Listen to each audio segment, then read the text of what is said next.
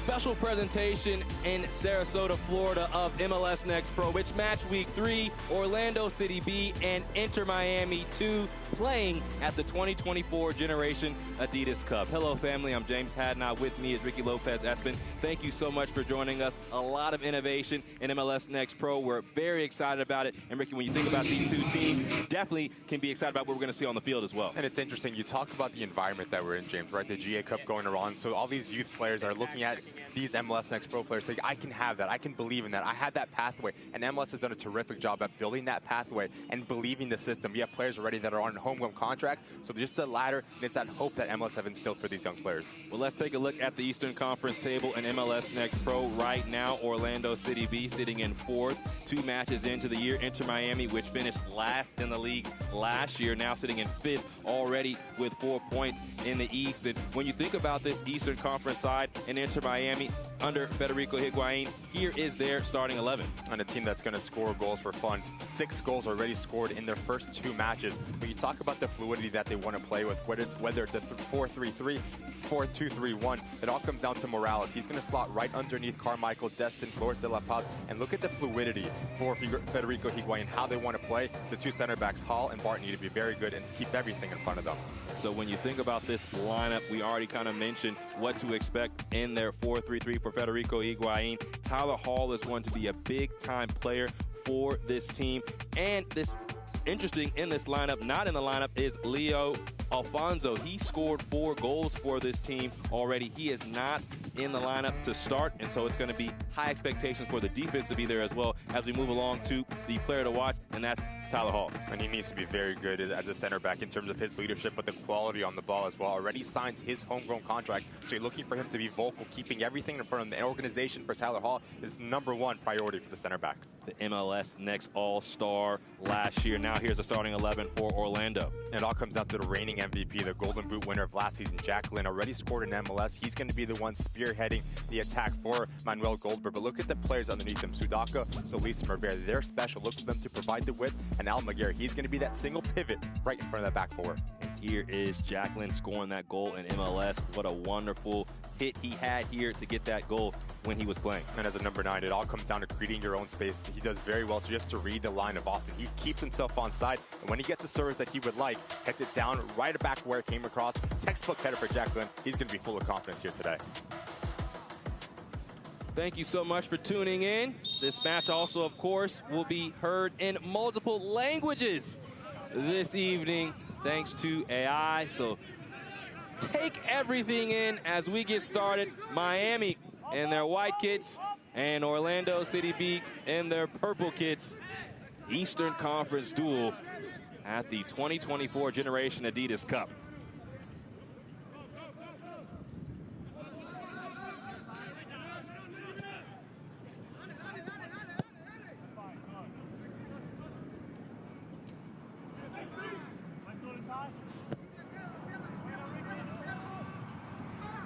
Almaguer picks it up in midfield, works back to Kibbenguchi. Orlando as a team last year was fantastic when it came to scoring goals. A highly offensive team, and for Miami last season, they gave up the most goals in the East. And so as we get started with these first couple of minutes, what do you want to see from both teams, Ricky? Just play yourself into the game. How comfortable can you be in the first 10 to 15 minutes and really dictate tempo? Because you know how both of these head coaches want to play. Federico Higuain, a midfielder in himself, he wants to connect. He wants to be possession-based. And for Orlando, you're at home in a sense, right? So you want to take the game to Inter Miami, who's traveled about 3.5 hours here. So first 10 minutes, can you be direct and give service into your star man, Jack Lynn? This is Coca. Shoulders a man off the ball. Lynn with a wonderful back heel. Now a chance coming across goal. And Miami does just enough, but a dangerous moment early on for Orlando.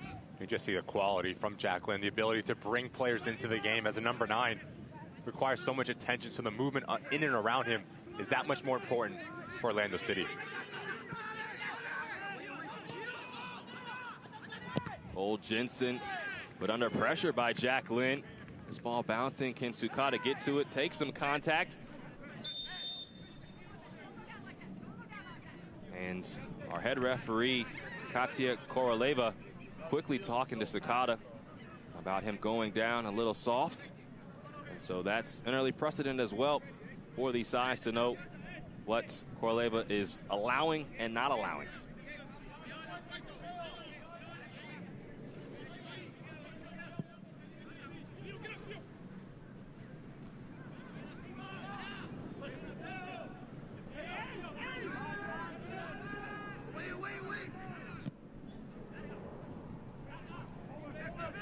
As Miami picks up this ball, they have started this season similar to how they did last season in regards to giving up goals. They do have the one win early on this year. 3-2 win over New York City FC 2. Then falling in penalties to the team at the top of the Eastern Conference table, Red Bulls in penalties, after they were up 3-1, giving up 2 more goals. So as we, of course, press on early, wanted to make sure they stay within their shape defensively, because this Orlando team can really fill it up offensively. You know, both of these sides are going to be full of confidence at this point in time in the season. Have not lost through the run of play in 90 minutes. So something has to give here. And already we see Orlando City pressing high, try to force turnovers of Inter Miami higher up the field. So how clean can you be if you are the center backs for Inter Miami? That's going to be really key at breaking that initial pressure that Orlando City is implementing. John Solis had a goal earlier in the season. Back to Salim. We often see Alexander Freeman from his right back position get into the offensive fray. Salim was looking for him on that deep run. Now this is Tyler Hall. You mentioned has his homegrown deal. Played with the U17s at the youth national level. It's a good ball. First chance really for Miami. Now the ball's lost. Lynn picks this up.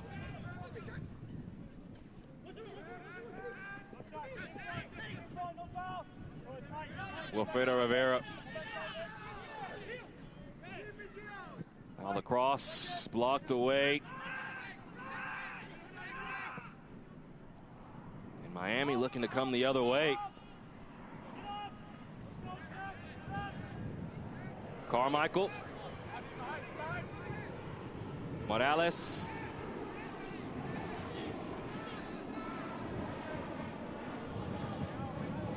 Montenegro. Academy standout for Inter Miami.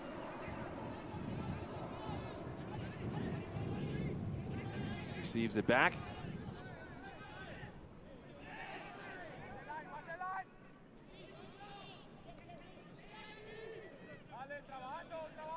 To see the patience for Inter Miami, the quality on the ball. Don't want to force the issue, just give what the game is playing. Morales has been very bright to start this game, already 6 minutes in. Everything that Federico Higuain likes to do going forward comes through the captain's feet. Montenegro. Loses possession. This is Yutaro Sakata and John Solis. Talked about Inter Miami, what they did in their first 2 matches, scoring 3 goals apiece. It took 3 goals for Orlando in their first match to get a win over Atlanta after a late surge from Atlanta United 2. And then a 1-1 draw with Huntsville. This is Sukata. Cut off. Slips through into the box. Now the ball cut across. And Rivera just too heavy with his hit as it goes out of play. Really good movement on this near side for Orlando City. Sukata, there's a handful of jersey from Sesak. Needs to be very careful. But watch the back line of Inter Miami, where they are. Right on top of that 6-yard box. So the space is the cutback, about 12 yards out. Rivera, right side starts centrally. Just unable to get it on target. But once again, you just see how good Orlando City can be with the wingers playing inverted. Wilfredo Rivera, a great story. Spent time with the first team in Orlando, but was not signed back to his first team contract. But after the brass had a conversation with him about maybe coming back, he made that decision to continue to play with Orlando, betting on himself and the organization also believing in what he could be. And now playing with the second team almost exclusively. but still an option, of course, with potential short-term loans. Back up to the first team. Once again, depressor from Orlando City, causing all sorts of problems for Inter Miami. You're looking at the players in the center of the park, whether it's Garces, Montenegro, just to drop in a little bit deep and provide that support for the two center backs, Hall and Barton, because they're getting caught out of possession a little bit too much if you're Federico Higuain. Owen coming for Orlando. Third most goals in the Eastern Conference last year. Only Crown Legacy, who was the Eastern Conference regular season champion, and New York City FC, who just missed the playoffs, had more goals at 60. Orlando with 59 last year and 4 already in 2024. Have been on the ball for a lot of this first half. We're in the 9th minute. James Hadnot here with you. Ricky Lopez Espin with me.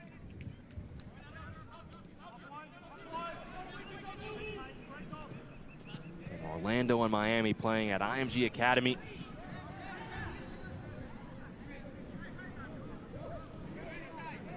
Almaguer. Manuel Coca.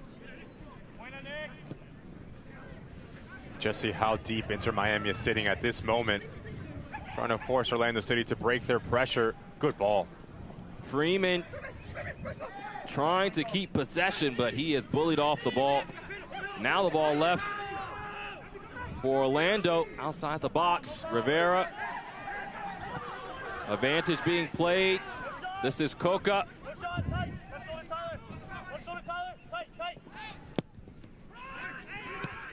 Just right on the edge of the inline. Ball kept in. Kibinguchi steps in front as the ball dribbles out. A throw in for Orlando, but once again you see the constant pressure that OCB is putting on Inter Miami. And it's a counter press as well for Manuel Goldberg and his boys. How quickly can they recover the ball when they lose it? That tells you two things if you're Inter Miami. If you can find that connective first pass, you're going to have a lot of real estate to operate in, but how do you find it? How clean can you be?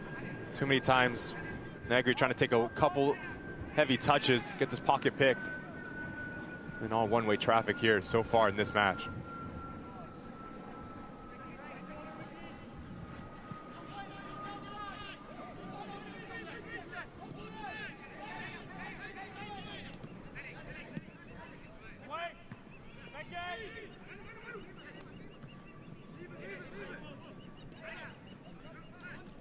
This ball will roll out for an Inter Miami goal kick.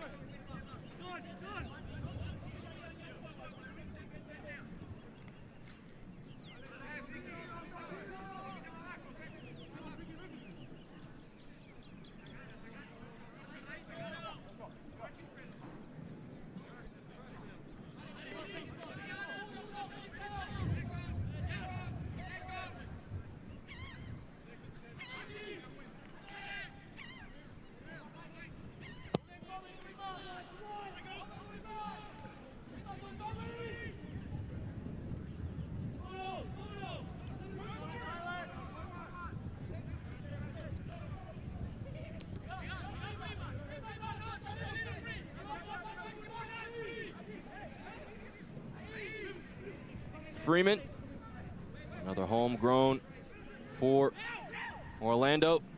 Now Rivera swings the pendulum out to Yutaro Sukata. Excellent technically. Sukata tries to send the ball across.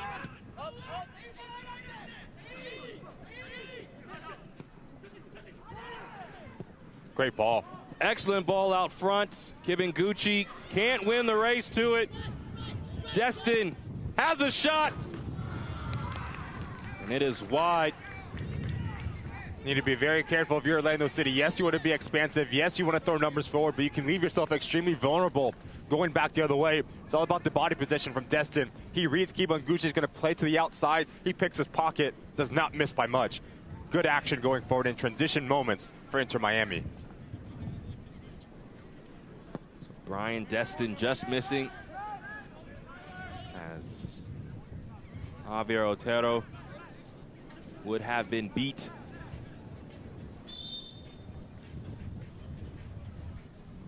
Now a stoppage of play. Otero not happy with the ball, and so they will switch, and Otero will restart, but not before a quick check from our head referee, Katia Koroleva. And that's a balance that if you're Manuel Goldberg, you need to be very careful with. You're looking at your two center backs just to always be a +1 in your defensive structure, because you cannot get caught out in transition moments. Coca just keeps the ball in on the touchline. Solis steps over. Him and Manuel Coca not on the same page. And talking with Manuel Goldberg about John Solis. Really likes what he does, not only in regards to scoring, but being able to pull the strings. One of the leaders last year for this team in assists. It's Inter Miami's turn now, though. 14th minute of action, no score. Morales.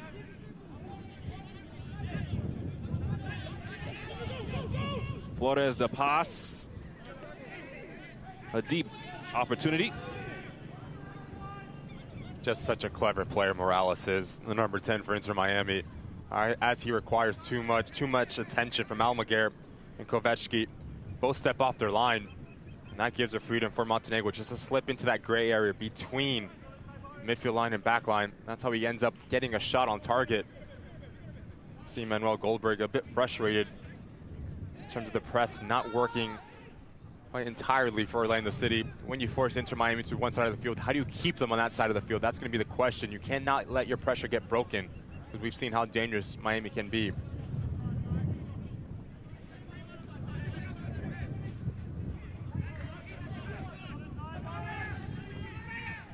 Freeman steps around one defender. Now the switch to Sukata.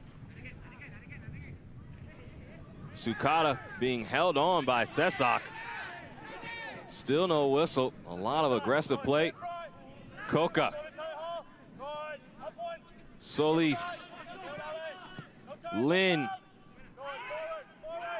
And now this is the former Indiana Hoosier, Nicholas Sesak.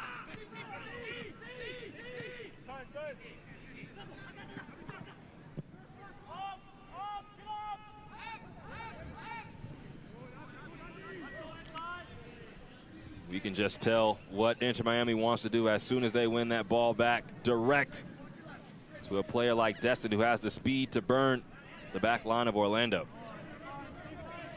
Needs to be very good at holding up the ball as well, and inviting contact to let the play underneath him develop, so players underneath him can come to support him. It's going to be a big test for Carmichael and Destin, players that are maybe not known for their back-to-goal presence.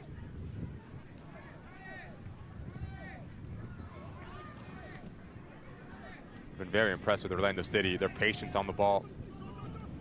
Not easy beating a mid to low block, which Miami is sitting into at this moment in time.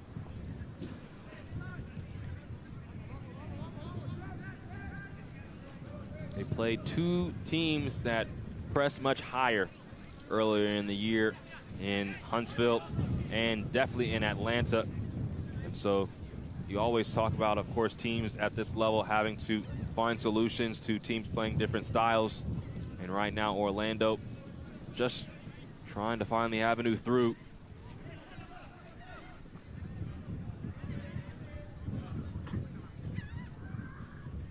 Destin trying to hold up play. It'll be a Miami throw.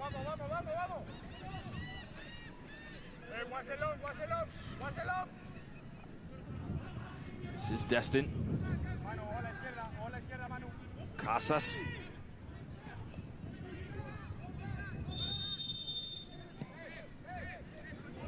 Foul called.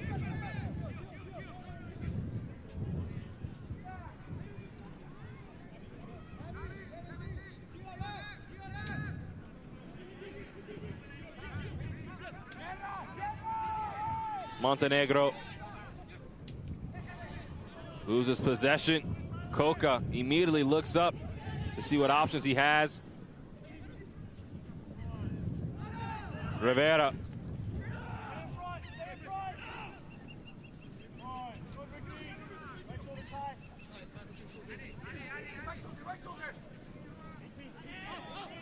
Kochevsky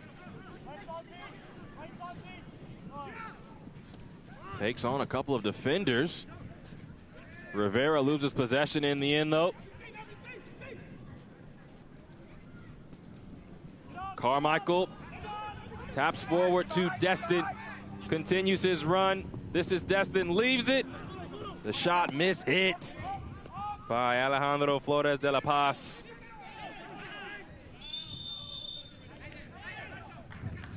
And Wilfredo Rivera thought he had a friend trying to have the Inter Miami player help him up. He did not. These two teams fierce rivals.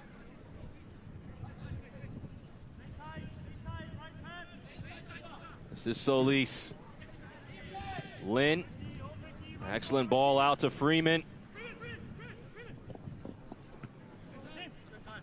And Tyler Hall heading that back towards his own goal. Happy that Cole Jensen was ready for it. And that's the outlet for Orlando City. As Rivera's left-footed playing the right-hand side, he's always going to come centrally, and that leads a big ton of real estate on that far end for Alex Freeman to join the attack. If you're Negri, the left back for Inter Miami, you have to be very disciplined in your space, and you can't get caught being a little bit too compact with your back line. You have that balance.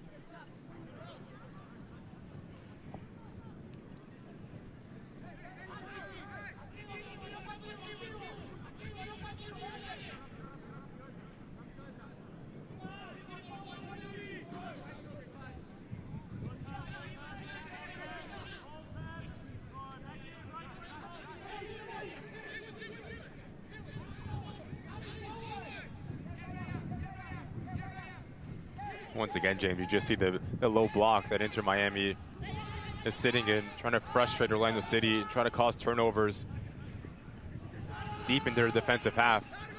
The triggers are clear as day. When you play negative, that's when they step up and gain some real estate.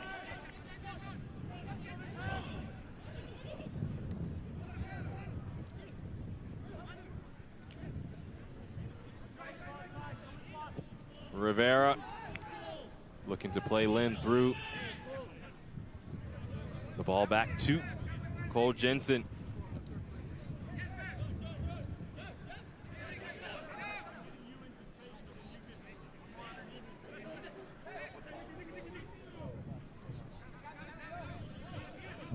Montenegro to Sesak. 2022 national finalist in the NCAA when he played with Indiana.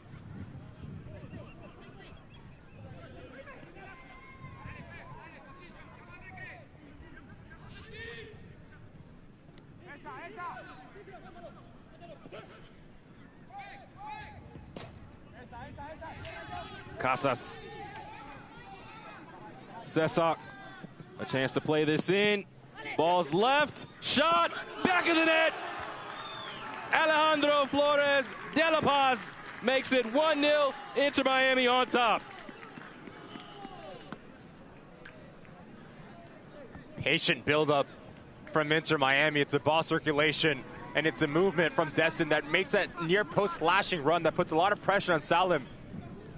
Doesn't deal with it nearly well enough. And Flores de la Paz says, thank you very much. Quality finish. But Sesak, as an outside back, if you get advanced to that final third, you create an overload and you put more pressure and unbalance the opposing back line. As Salim steps off his line, needs to go up and away, straight to an Inter Miami player, and Flores de la Paz makes no mistake about the finish. Minute 22, Miami going the lead. Inter Miami had not seen much of the ball through these first 20 minutes of action, but for a team like this, they only need one chance. It can happen so quickly, and it happens right in front of the Orlando goalkeeper, Javier Otero. Miami on top, 1-0. Just shows you how comfortable this Inter Miami side is with not dealing with the possession most of it. Transition moment for Federico Higuain. The game plan executed to perfection. How clinical can you be when you get yourself higher up the field into that final third? Destin, Carmichael, and Flores de la Paz, the three front men, causing all sorts of problems for Orlando City in transition moments. And of course, the next step now for Miami is defending. Still a long time left in this match. In Orlando with plenty of firepower. But definitely a great sight for a Miami side that their leading scorer who leads the league in goals, in Leandro Alfonso, he has 4 goals on the year. No other player had scored 1 except for Morales, who is on the pitch right now. So to have somebody else come in and step in and hit a goal, definitely great to see. Defense necessary in the box by Ty Barton. And Orlando, always dangerous, has a corner. And Orlando has had a lot of the ball, James, especially in that middle third. But what do you do when you get yourself into that final third? You haven't really put Jansen under a lot of pressure. Set pieces are a brilliant way to claw yourself back into it when you're not creating opportunities through the run of play. So if you are Rivera, you're looking for quality service right on top of that 6-yard box. A lot of options, including Alexander Freeman and Nabi Kibenguchi. Kibenguchi, Freeman! Guess their ears were ringing. You speak about them. Both of them get a touch of the ball. Freeman boots it over the top of the net, and it's a goal kick for Inter Miami. It's going to be a bit frustrating for Federico Higuain, the lack of man marking. The ball falls extremely kind to Alex Freeman, but it's a difficult technique. You need to get your hips over it, slash down on the ball as you're leaning back. That's why it goes up and over the crossbar. Once again, you just see how dangerous this Orlando City side can be and set piece opportunities.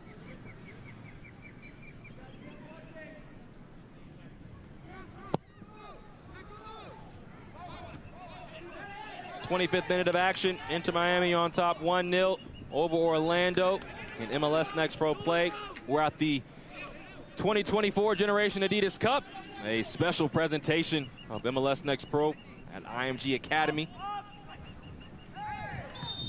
And a foul just across midfield as Carmichael goes down.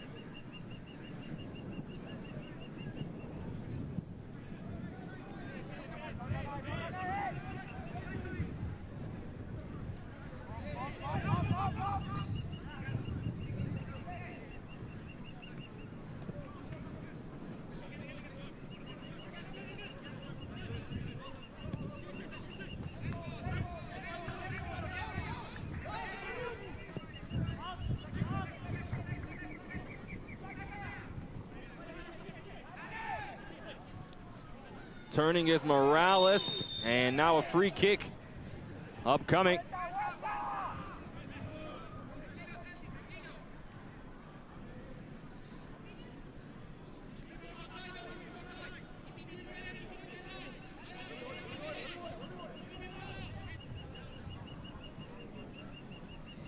Well, as Inter Miami prepares for this free kick, now with me and Ricky is Ollie Curtis. Ollie, thank you so much for joining us. Thanks for having me. Great to be here. So we'll see this free kick from Inter Miami. Already on the score sheet is Flores de la Paz.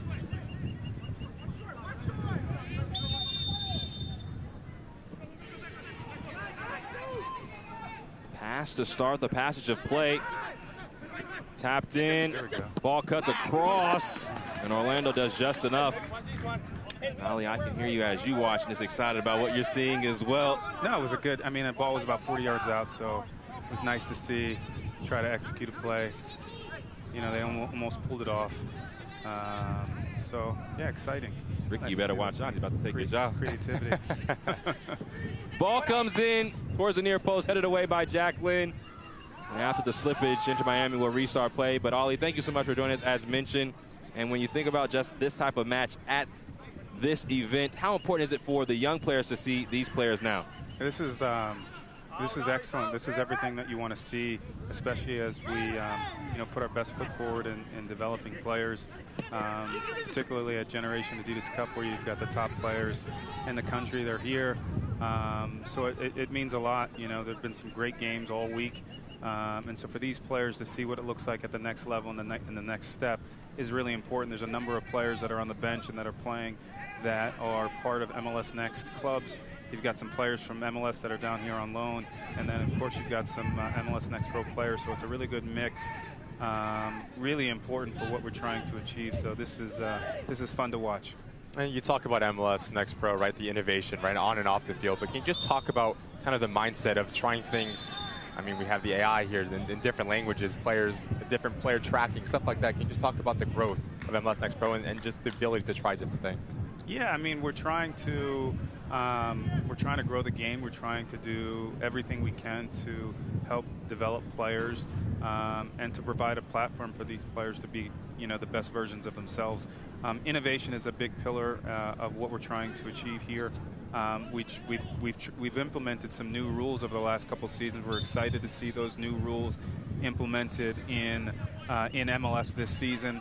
And we're, the way you get better, the way you evolve is you've got to try new things. So to do things, in a competition where we've got the MLS Next clubs at Generation Adidas Cup here, being able to see that, try to test some things here in an authentic way. Whoa, here we go. Yutaro Sukata got something. I'm thinking he could have used the left foot a little bit there, but he chose with the right on the left side. True analyst. There you go. No, I was a left-footed player. There you so go. Maybe get your hips around it, right? Get your hips around it. But in order to evolve and get better, you've got to try new things in an authentic way. And, that's a big part of what we're doing with MLS Next Pro. And we're testing some new technology at this game.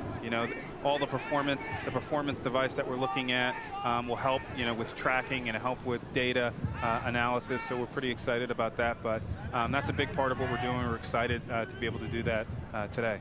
Ollie Curtis with us. And Ollie, when you think about not only just innovation from the sense of what you're doing in these matches, but also innovation in a sense of just this tournament, it's just been so big as this shot hits the post from Wilfredo Rivera.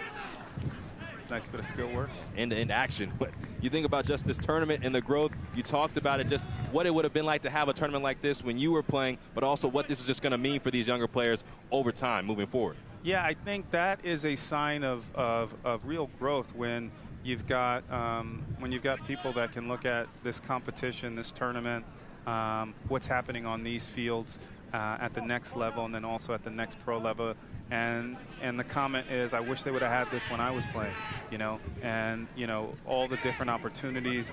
Oh my goodness. Oh my goodness, sorry. I got wrapped up into what was going on. And that's fine. A rare miss from Jack Lynn, of course, won the gold boot last year for Orlando in MLS Next Pro. Very rarely see him miss one of those. This is this is what it's all about. Orlando has a really good mix of Next Pro and MLS players on the field right now. And those opportunities are so meaningful in developing the next generation of players. And so this is we're on to something. We still have a lot of work in front of us, but this is a big step, and this is our first time kind of integrating with Next in this way at the Generation Adidas Cup. So this is a good start, but more good things to come. And I know you've been here, you've watched some games at GA Cup. Can you just talk about the impressions? What have you seen? What have you liked? What have you been impressed with? Whether it's been MLS Next teams, whether it's been teams from across the pond. Can you just talk about kind of your impressions over the course of the week that you've been here? I've been fortunate to, I've been to pro games and youth games all over the world. And, from on the continent of Africa to in Europe, South America, here in North America. This is probably the best youth tournament. This is the best youth tournament in North America and probably potentially globally. It's just it's well organized. The quality of teams, the players are locked in. This is a really, really excellent tournament, and there's still a lot of opportunity to evolve it, to grow it. This is our first time that we had an opportunity to integrate Next Pro into this as well. So it's just a really good, it's a great opportunity. It's a great tournament for everyone. And the last thing I'm going to ask is just maybe what is next? What might be something else you can do, whether it be bringing up some of the next or some of the MLS Go teams up to this event? What do you think might be something else that could happen to kind of really grow this event and just grow MLS overall? Well, I think, you know, Adidas has been a great partner. And so, you know, we'll have to get into the lab and have conversations and talk about what went well and what didn't. But I think what's most important that we focus on is the product on the field, the focus on the soccer. And when you focus on the soccer, good things happen. And so, you know, we've got, you know, the right mix of teams. It's diverse. We've got teams from all different areas. I think there was, you know, I was talking to someone the other day about a South Korean team being very talented on the field. So I think that's really important to really focus on getting the soccer right, getting the right teams, the right mix of differences of playing styles and coaching styles and game models and those types of things. And to the extent that we can get the soccer right, I think the other things will occur and they'll happen.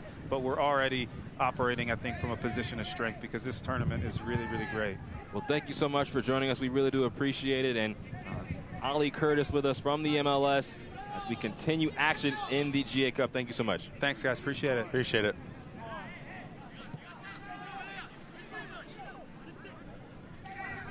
'31st minute of action.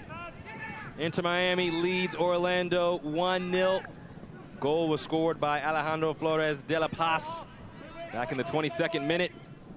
Orlando has had a couple of opportunities, but Miami has just done so well defensively.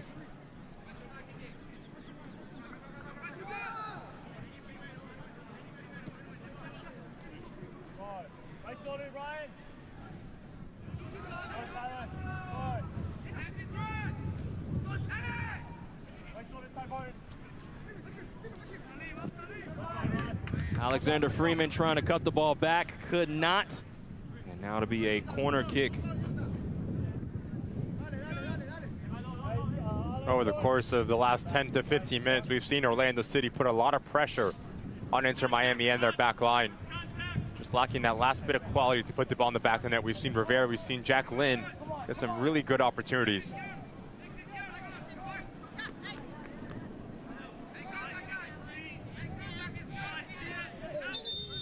Already pushing and shoving inside the box. Nabi Kibinguchi is a big body. And now a man for Inter Miami is down.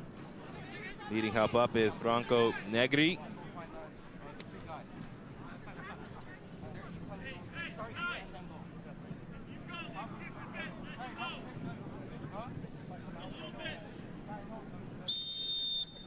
Yutaro Sukada prepares to take the corner. Ball comes in tight. Freeman could not really steer it on frame as it takes a ricochet from in front of him. And another corner for Orlando.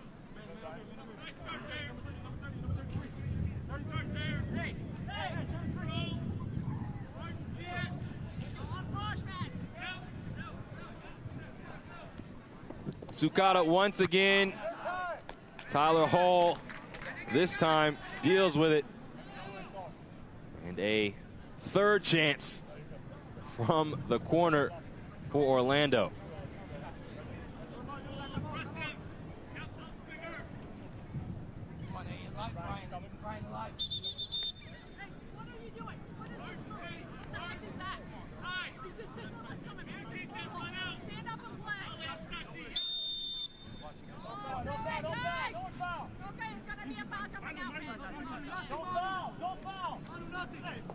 Sukada sends it in. Freeman gets ahead to it. And the ball goes out. And so a fourth opportunity as Inter Miami has their hands out to their sides, wondering how many times they will go to the well. Orlando now finally plays it short. This is Jorge Almaguer. Ball comes across. Kibinguchi. John Solis. Ball whipped back to Sukada, but it will go over his head and out for a goal kick. If you're Federico Higuain, you have to be very pleased with just the defensive efforts the willingness to not lose your individual marker and to win that initial ball being whipped into a dangerous area. Earlier in the first half, we saw player lose their individual marker. Better from Inter Miami. This portion of the match is brought to you by Orlando Health. Choose well. 38th minute of action. Miami with the lone goal of the first half. Alejandro Flores de la Paz with the goal. Nicholas Sesak put the ball into a dangerous area. It was dealt with by Salim, but only as far as de la Paz.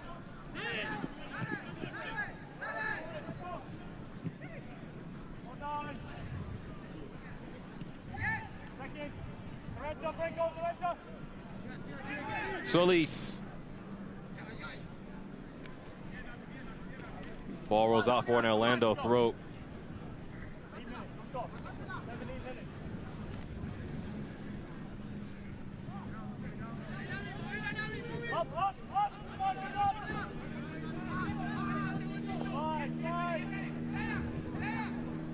Coca to Sukata. And Yutaro Sukata having to deal with a lot of contact. This ball comes out. Throw for Orlando.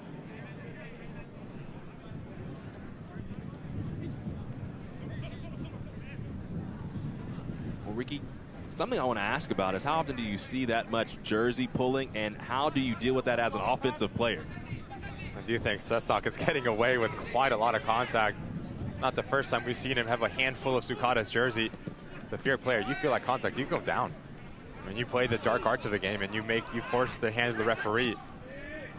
It was earlier in the first half. It's in between the 18-yard box that he has a handful of Sukata's jersey. Now on this throw in here, it's a game between the game.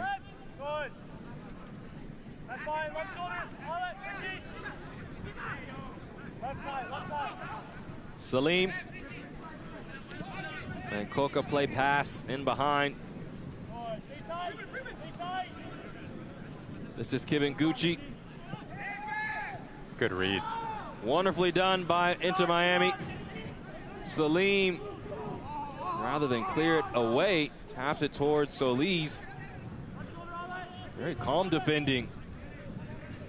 Coca attacks the space.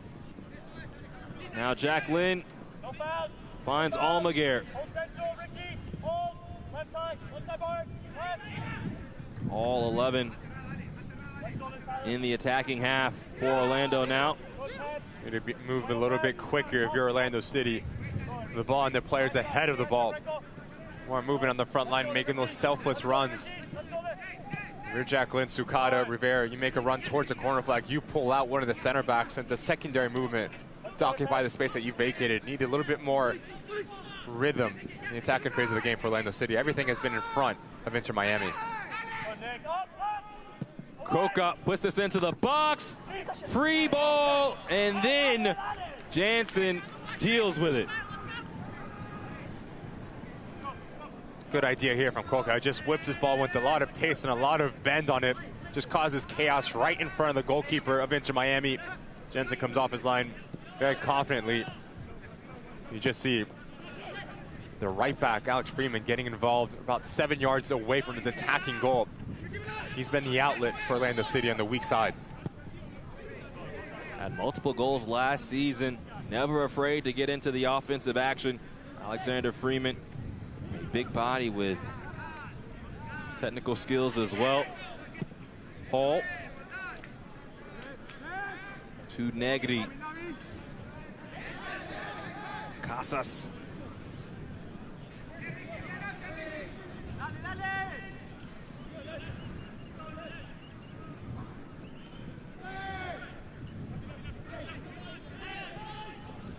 Ball picked up by Morales, tap forward. Salim will deal with this initially. Inter Miami, although they have not had a lot of possession on the ball, have been dangerous when they possessed it. Sesak drops it off to Montenegro. Now Casas.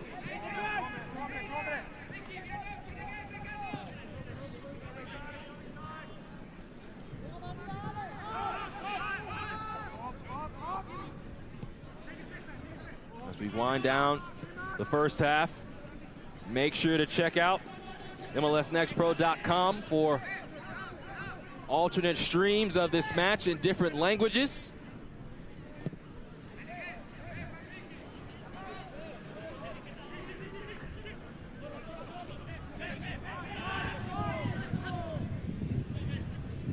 Ball tapped forward.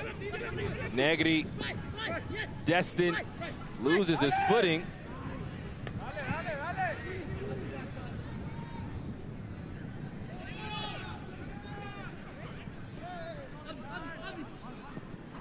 Nice little tactical wrinkle from Federico Higuain regarding his two outside backs. Cesar, he pushes high and wide on the backline for Orlando City, and Negri does the opposite. He comes centrally, so that gives Destin the freedom to rotate out. If you're Orlando City, communication and passing players off, we've done so far so good in negating any sort of Inter Miami attacking units.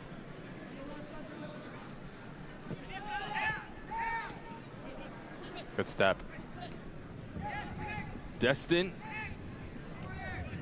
Lynn will win the ball, and then it will dribble out.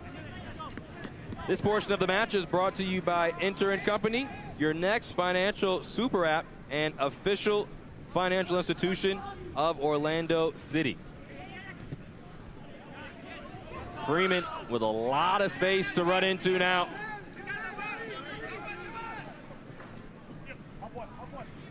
Once again, if you're Orlando City there, you need to put a little bit more pressure on Inter Miami. That ball needs to be whipped into the 18-yard box as you circulate back across. Now you give Inter Miami the ability just to get all 11 players behind the ball once again. Sukata enters into the box. And guess who's there at the near post? Tyler Hall. He was our player to watch for a reason. Just see the skill from Sukata, how slippery he is 1v1. Little drop of the shoulder. He likes to go to the byline. And like you said, James, Tyler Hall, positioned to perfection.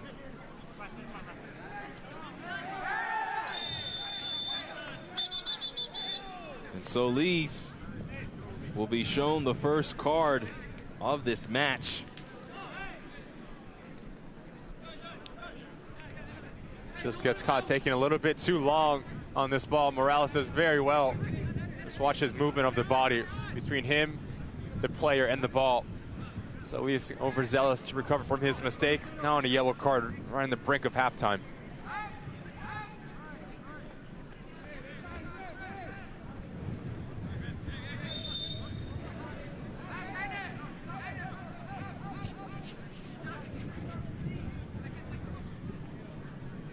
Fourth official announcing a minimum of 1 minute of added time in the first half.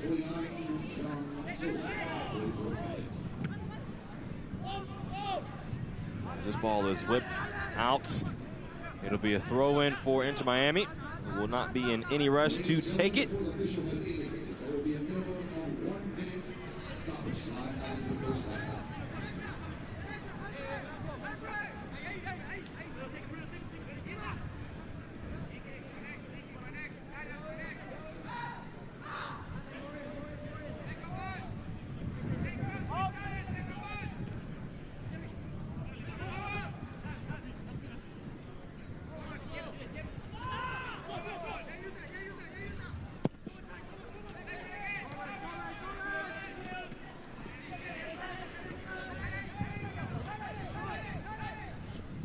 Almaguer does well to keep possession.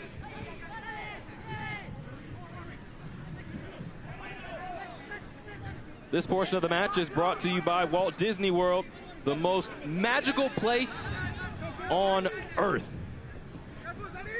Absolutely no doubt about that.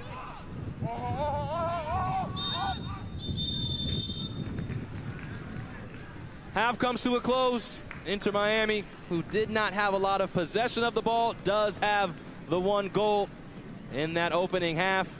We have 45 minutes down, 45 minutes to go as Orlando goes into the break behind their Florida foe. Halftime at the 2024 Generation Adidas Cup MLS Next Pro special presentation upcoming. have a conversation with Federico Higuain after his team played extremely well in the first half.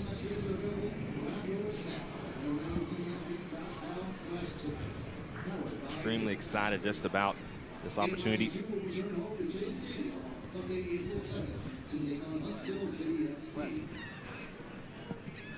All righty.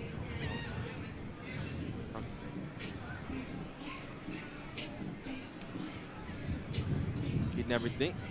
I want to welcome in Federico Higuain. Thank you so much for your time, Coach. Fantastic first half for your team.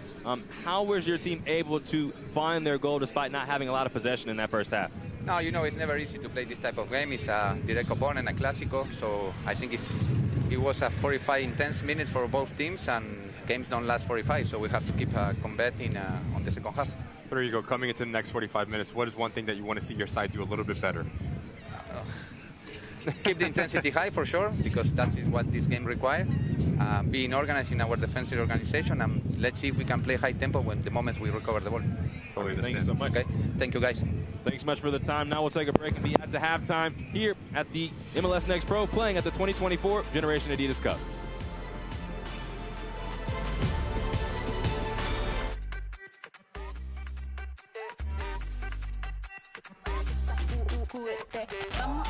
Dale pues, vamos allá, muévete más loco como solo tú sabes. Así es, con las manos en la cabeza, sacúdete,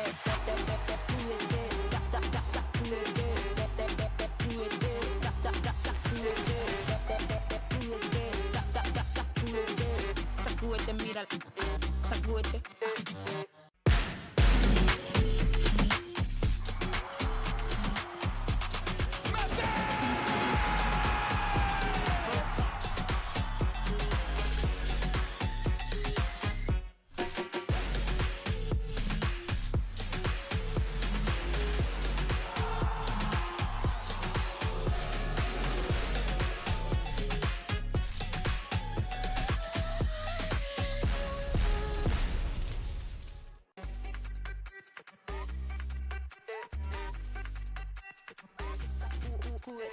Vamos, dale pues, vamos allá, muévete más loco como solo tú sabes. Así es, con las manos en la cabeza, sacúdete,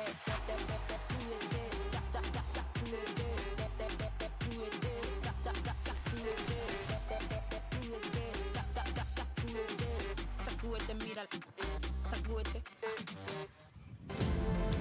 Welcome back to this matchup in MLS Next Pro, a special presentation at the 2024 Generation Adidas Cup.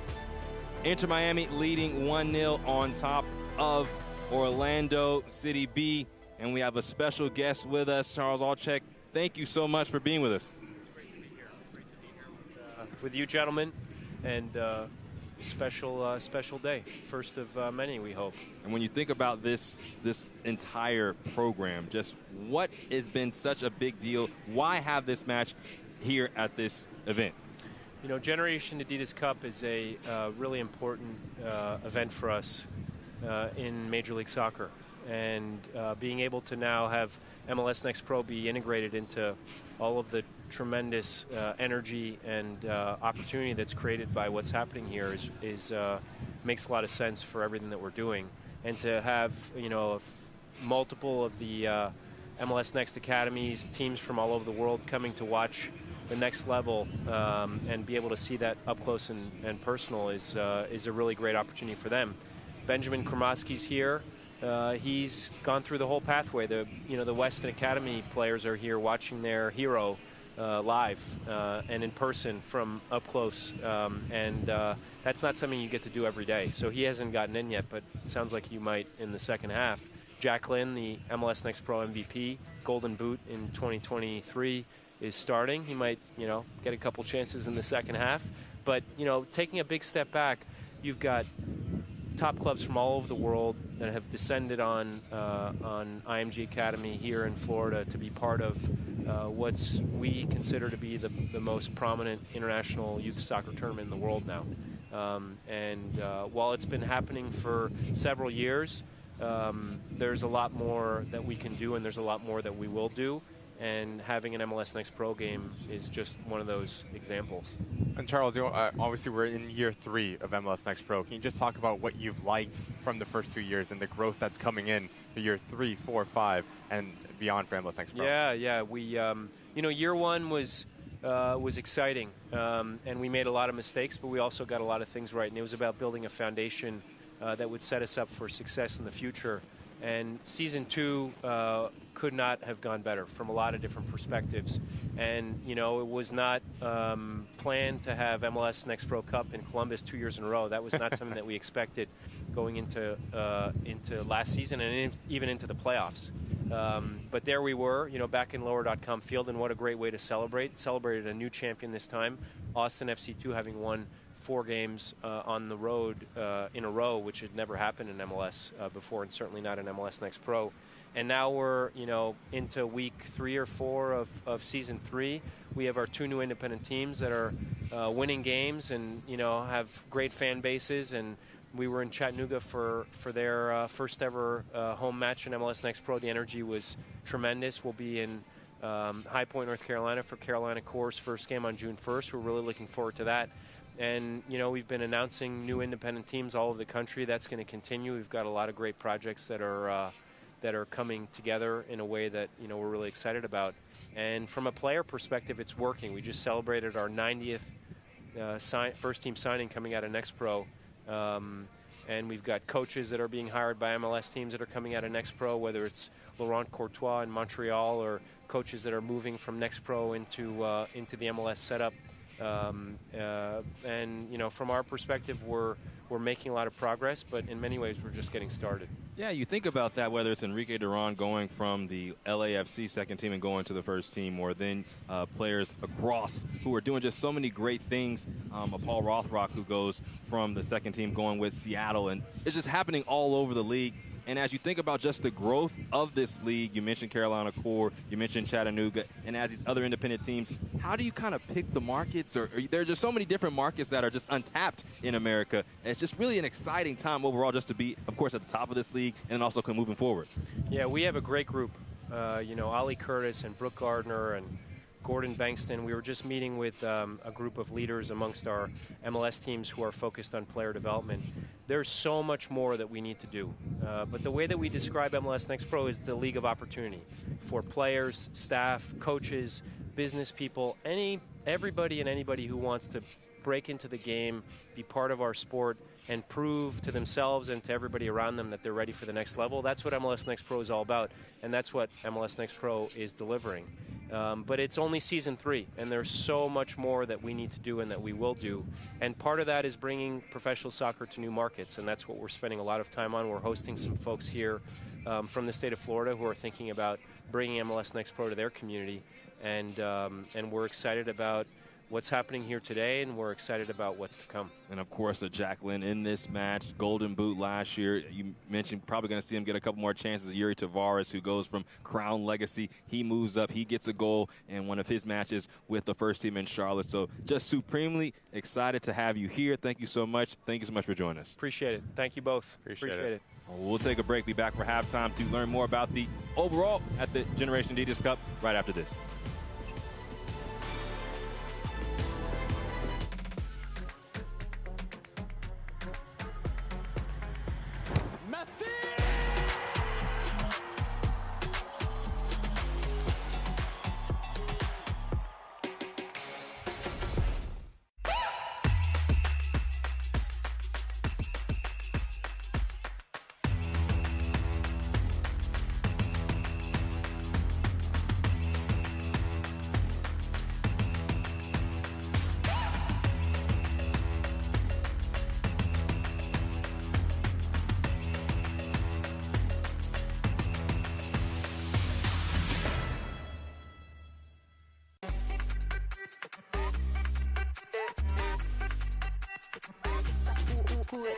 Vamos, dale pues, vamos allá, muévete más loco como solo tú lo sabes. Así es, con las manos en la cabeza, sacúdete,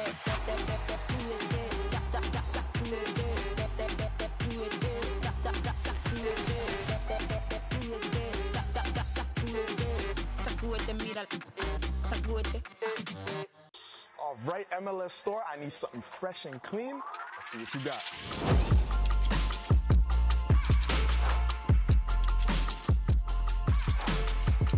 I need that in my size.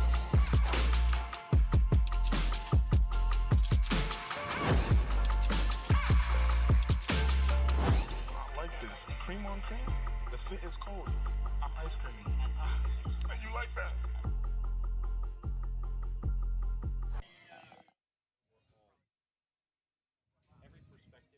Of IMG Academy during the GA Cup, and have to talk about the GA Cup. Here's what's happened since we've been here in Bradenton, Florida.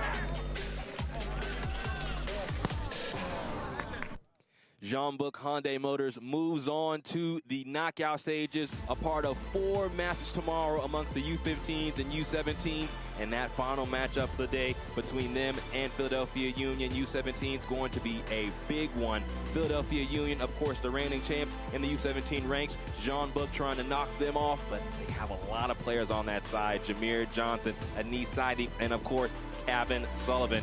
Extremely excited for that match, as well as all the matches. We start the knockout stages tomorrow. Now we're going to take a break, be back for more halftime here at the MLS Next Pro match at the GA Cup.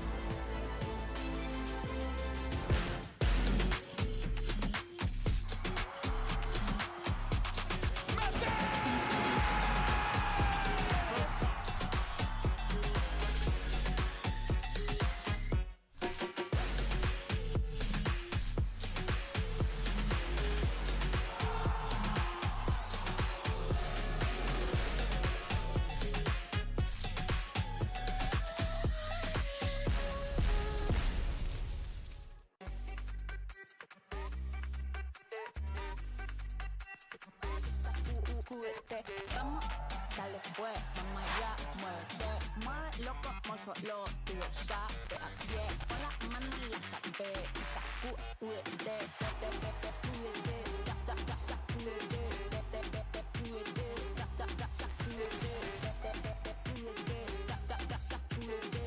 sacúdete, mira, sacúdete. Halftime between Orlando City B and Inter Miami 2. Miami leading 1-0 on top of Orlando. James Hadnot here with head coach Manuel Goldberg for Orlando, along with Ricky Lopez-Espin. And coach, when you think about that first half, what did you like and what did you not like? Well, we didn't like getting one situation of goal and getting scored on, that's for sure. And then what we like was the patience to find the goal. We just need a little bit more, be more ready there when the ball goes into the box, but no more than that. And you talk about Jack Lynn already scoring in MLS, right? A player that you want to maybe get a little bit more service into. What was the message to the attacking unit to get him more involved? See, for sure, to be more aggressive there in the box, to continue looking for the outsides of the field, to then find him for sure. Yep. All right, well, thank you so much, Coach. We'll take a break, be back for the second half between Orlando and Inter Miami.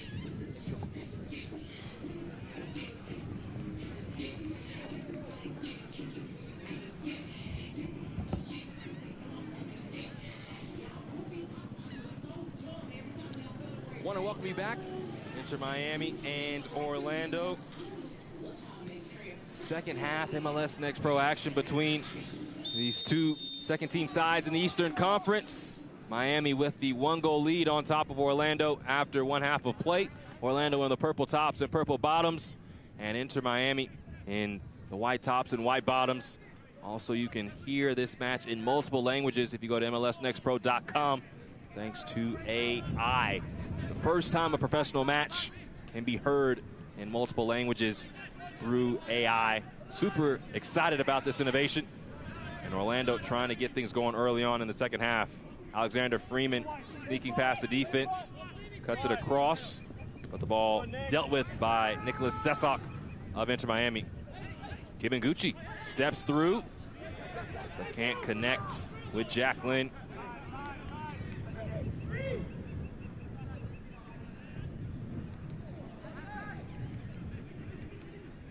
Morales whips it towards Sesak.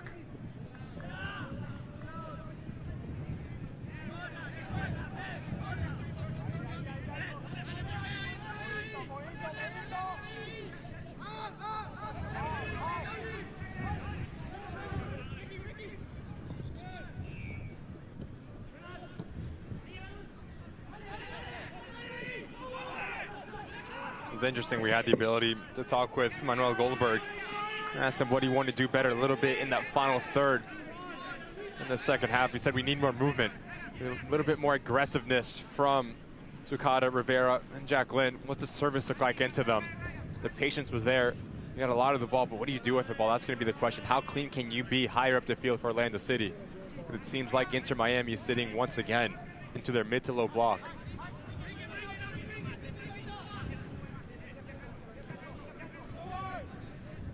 Freeman, homegrown for Orlando. Now Kibenguchi, a player that, now a real opportunity for Alejandro Flores de la Paz. Already has a goal on the day. And Javier Otero got back on his line and got in front of it, but not a lot of power behind that shot. Exactly what I'm talking about, James. If you're the two center backs, Salim and Kibenguchi, you're going to have a lot of the ball. You don't want to get a little bit over complacent and think you have too much time, that you get a bit casual. Really good pressing from Flores de la Paz here. Sloppy touch, but it's a second touch on him that closes down the angle. You want to keep on driving through goal. As you go horizontal, that closes down the window. Makes life a lot easier for Otero. If you go at the goalkeeper, you have either side of the goal to shoot at. Wilfredo Rivera commits the foul. No changes for either side coming into the second half. One thing to note, John Solis picked up a late yellow card. So he is the lone man in the book for either side.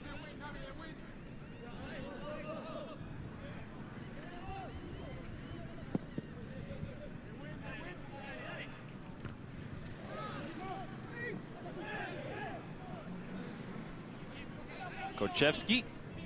That's back to Lynn. But Lynn has seen a lot of bodies every single time he's picked up the ball. Definitely something that Federico Higuain talked with his team about. Lynn, a prolific goal scorer. Last season with Orlando, 19 goals. Tied for the Golden Boot with Remy Cabral and Matthew Myers. Cabral, of course, with Colorado. Western Conference regular season champs, and Matthew Mize with NYCFC. And Lin was the 2023 MLS Next Pro MVP.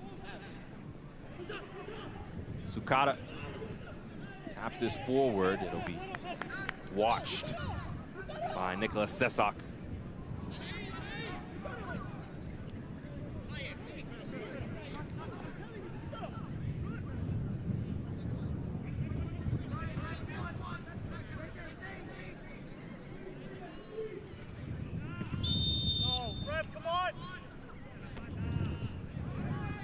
With that foul,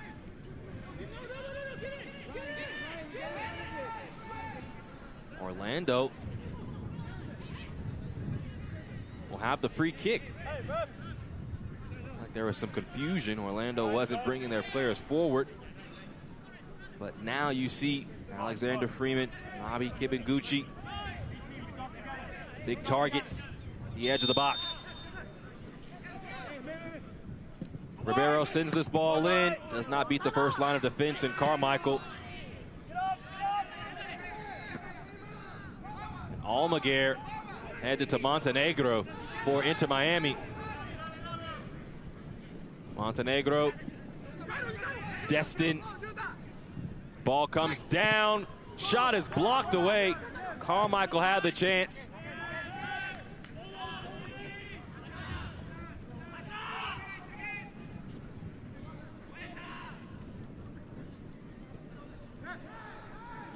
We have seen the danger. It's been evident for Inter Miami in transition moments. Sesak. Morales. And back to Montenegro.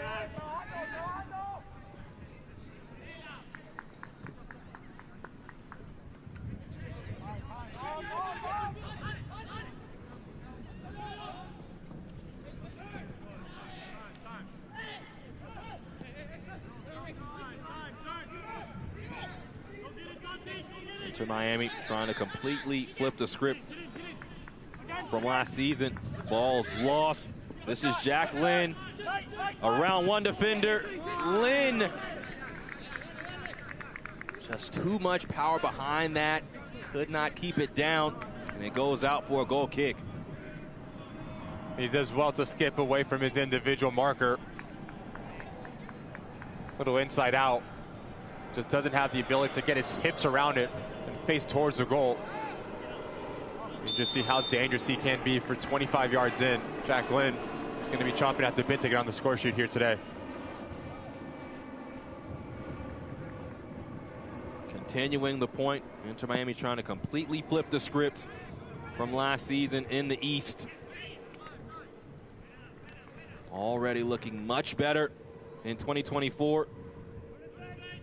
Currently sitting 5th through 2 weeks. Looking to move up the Eastern Conference table.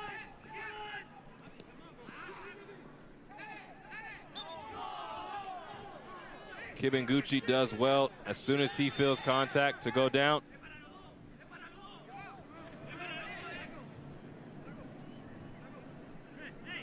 And this card is shown to Santiago Morales.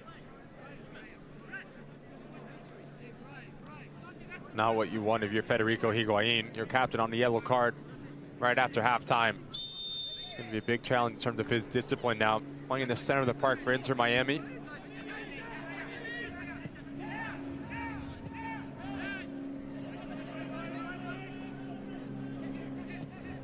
Once again, James, you see that's Jack Lin, your number 9, dropping in deep. So there needs to be someone else that occupies the 2 center backs. There's just no real connectiveness between Sudaka and Rivera, the 3 frontmen. That's fine if you have your number 9 that comes in terms of the buildup, but someone needs to be a threat vertically. Excellent turn from Morales. Tried to play the give and go.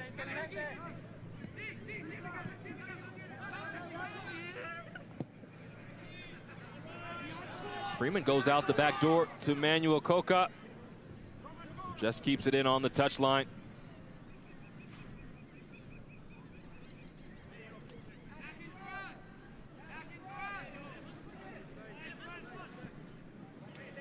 Just watch the spacing for Orlando City once again. Alex Freeman, the right back, is on the front line. Just trying to create an overload on this near side. Manuel Goldberg.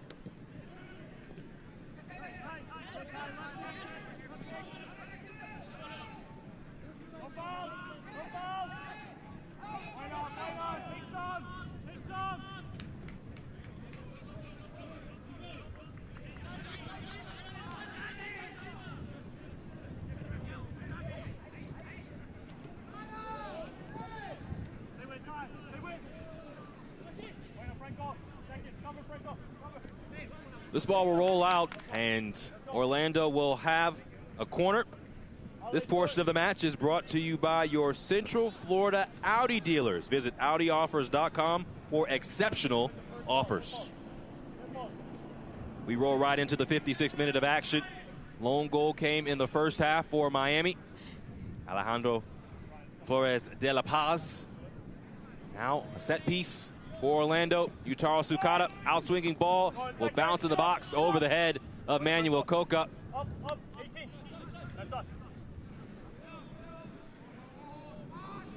Coca, the man to track it down. And now Jorge Almaguer has it. Just inside midfield. This is Wilfredo Rivera. Cuts over. Rivera. And that shot requires a save from Cole Jensen. Really good strike from Rivera. No one from Inter Miami. Closed down the space. Doesn't need a second invitation to pull a trigger. Has eyes for that top corner. That's a really good save from Jensen to punch it open over his crossbar. But a player that's left-footed on the right side always wants to come central. Just preferred left foot.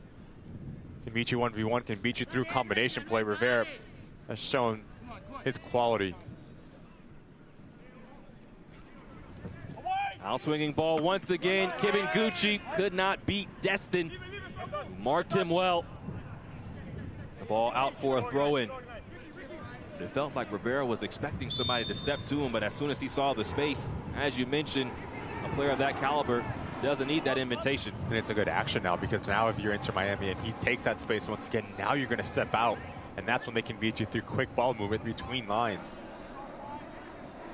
It's going to be a big challenge for Inter Miami as Casas and Montenegro, have to drop back and do their defensive duties right in front of that back four. Freeman gets around. Lynn in possession. Lynn right across the face of goal. It skips wide.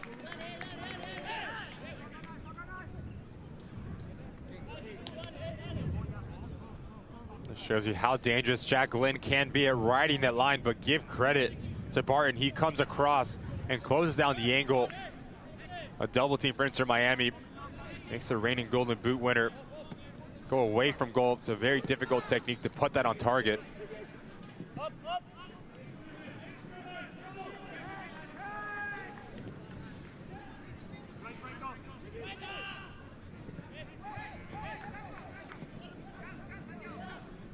Negri will start the attack for Miami.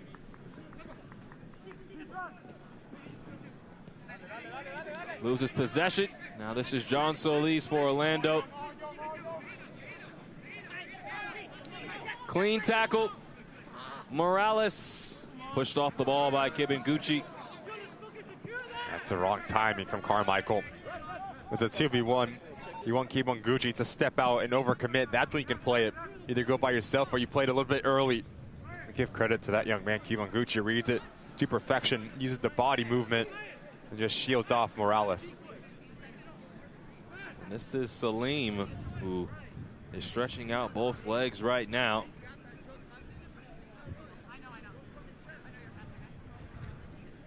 Salim able to get up, will walk things off. That's the captain, Morales, who's on the yellow card.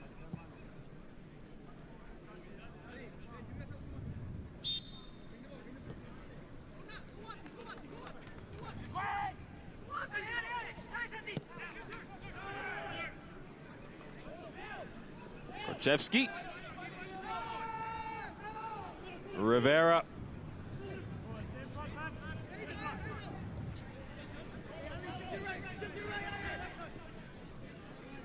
This is Sukata.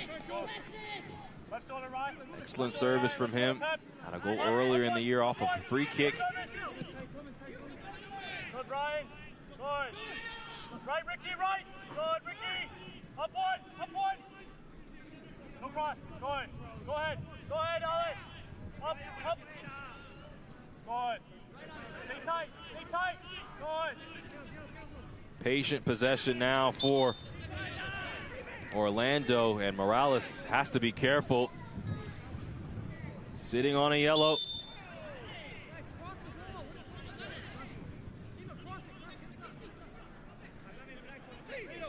Right.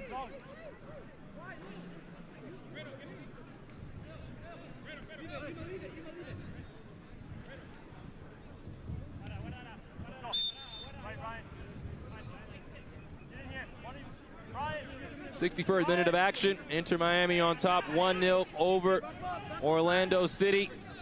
A free kick for Orlando. Wilfredo Rivera stands behind it. Looking to get Orlando on the scoreboard.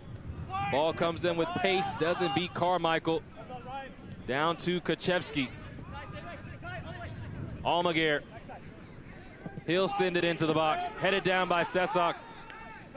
It's about the third time now Orlando City doesn't have the ability just to beat that first marker, that first line of defense. As Kibonguchi is going to go in the book. You're getting good looks, Orlando City. Just need to lift your service just a tiny bit more to give your big boys a chance. Transition moment from the center back. Takes out Carmichael. Now he's on a yellow card.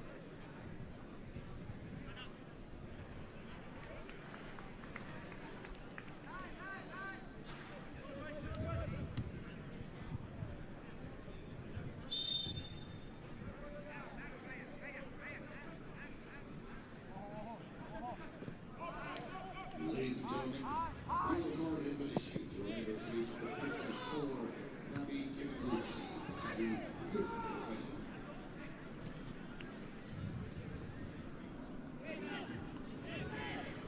As Inter Miami controls this ball, we now welcome into our broadcast Luis Musi, Executive Vice President of Soccer Operations for Orlando City. Welcome to our broadcast here at the GA Cup. How are you doing, guys? Doing great. Thank you so much for joining us and you watching your side in Orlando here right now. As there's a handball by Wilfredo Rivera.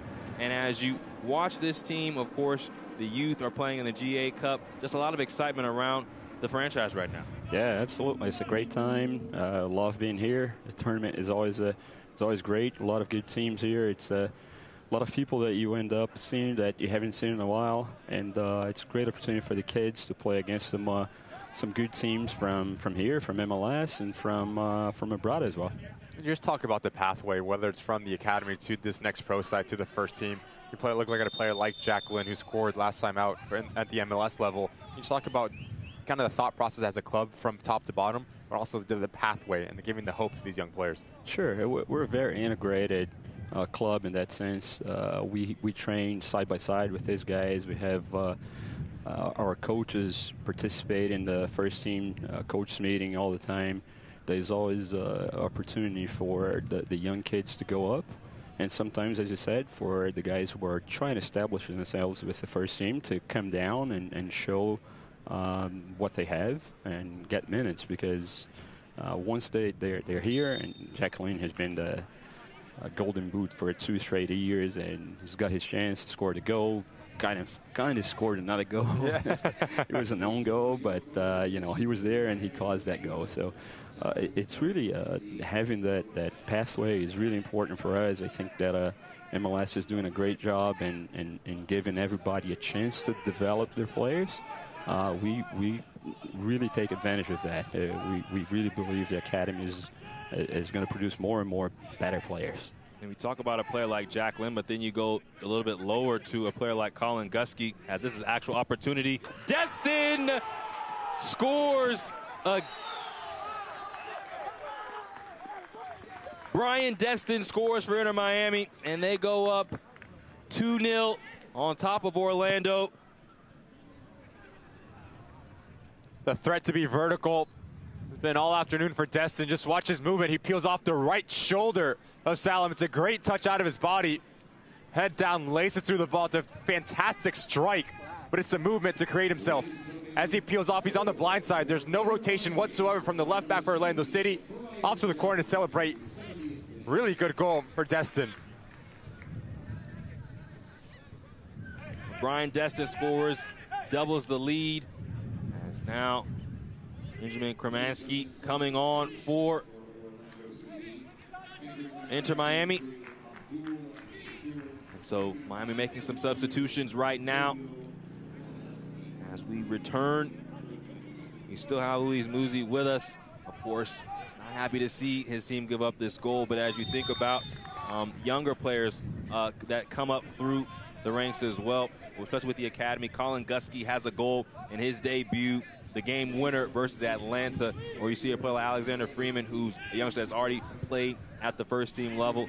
And so we can tell that the academy is working, but what are you trying to see in these players to kind of bring them up through the ranks? Oh, I think they are every day. We look at all the, like I said, all the training sessions are side by side. The 17s, they have a chance to train with the first team, with the second team. The 15s every once in a while are there, a couple guys, and you know, you just have a chance to see them day in and day out. So their development is something that, with the first team, with the coach's support, with all of that, we see their development just every day. So we feel comfortable that they can, at some point, compete for the first team and eventually even for moving and going to Europe and, you know, getting to the next stage of their careers. And then for certain players, certain things stick out as Yutaro Sukata has this ball. Now to Kopchevsky. Good ball. Freeman on the edge of the box. The ball goes out for a corner. But certain things kind of stick out for each player. So just pinpointing a player like Alex Freeman, what is something that kind of sticks out about him as he's kind of grown in his progression? Oh, very technical player, very good with the ball. I think his challenge growing up or getting out of the academy teams was defensively being more active, but he's a player who really likes to go forward, and he's, like I said, very good technically, very good with the ball. So I think he fits our system. Like we want to control the game, we want to pass the ball around, and I think that he's getting ready for that next step with the first team. I'm going to put you on the spot here a little bit. When you talk about a player that's maybe in the youth that you're looking into signing for the first team, for the next pro side, what are those things that you look at? You look at intangibles. Is it kind of just, can you just walk me through the thought process from top to bottom of signing a pro player? Yeah, we got a chance to see them play. We got a chance. Sorry. It's okay. Solis in the box, still with it. Trying to cut it back, and we've seen this a couple times, just not being able to beat that line of defense to really put Cole Jensen on his heels. And wanted to take the corner quickly. Talk about somebody that's great technically. Yutaro Sukata flips this in. Ball is blocked away, and a big-time chance as Kibenguchi headed that ball down. Let's take another look at that.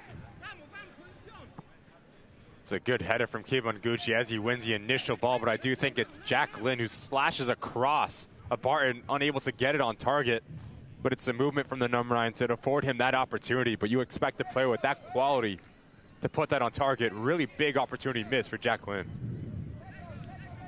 It's been that type of day a bit for Orlando. You like what you've seen kind of getting forward. They've had plenty of set pieces from the corner, but haven't really been able to finish that opportunity. But Luis, as you were kind of saying. Yeah, I was saying, like, you're asking about Colin Gusky, for example, is he's the third one of the Guskys. So we've had them around for a little bit, and you see this guy growing up from, you know, this little kid to where he is today, and you have a chance to get to know not only the player, but the person, right? And that's an important piece of that. You want to make sure that those guys coming through the system, they're not only good soccer players, but they actually have you know, a good good set of skills that they can translate from life to the field. And it's really important to have those those kids in the academy. You have a chance to talk to them. You have a chance to get to know the families. It's something that really, it's part of the process. Really important. And the last thing I'll ask is just, you've kind of talked about all the different aspects, whether it's be from the top level all the way down to the bottom level, but just what type of joy do you see, especially on the younger kids' faces, playing against talent from across the world at a tournament like this? Oh, no, it's great. It's great. I got a lot of joy watching that. It's amazing. And the kids have an opportunity to get exposed to different systems, different ways of playing the game. And, you know, like our 15s tomorrow, they're playing against Valencia. And that's going to be a great game. Win, lose, we all want to win for sure. But the experience of being in that kind of game and growing, it's unbelievable. That's something that it's really priceless for the kids. All right, well, Luis, thank you so much for your time. Best of luck for Orlando, of course, not only at the top level, but all the way through the GA Cup as this tournament goes on. Thank you, guys.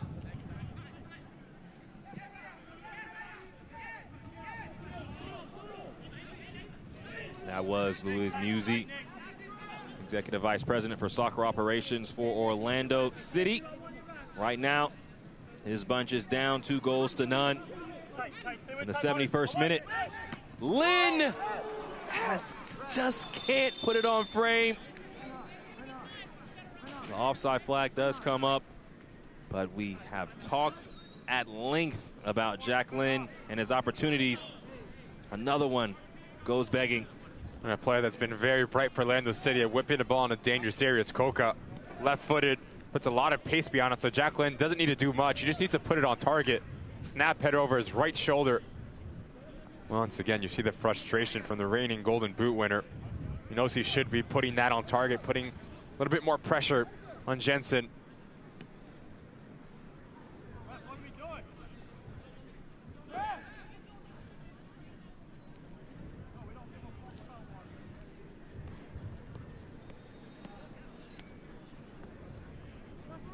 So Lynn, as we've talked about, no shortage of chances, but you have to expect, especially a player like that, there's a reason why he keeps having chances, because he's making the right movements, he's getting in the right places, and it's really only a matter of time. Still 20 minutes plus remaining. And if you're enjoying this action, we have plenty on tap going on tomorrow. Of course, the Generation Adidas Cup happening at IMG Academy. And here are the matches. U15s and U17s. Reigning champs Philadelphia Union taking on Jean-Luc Motors at the end of the day. And Kevin Sullivan going to be in action against Song-Juk Han, who had 2 goals in his final group play match versus Houston to send his team to the next round. Very excited about that on tomorrow.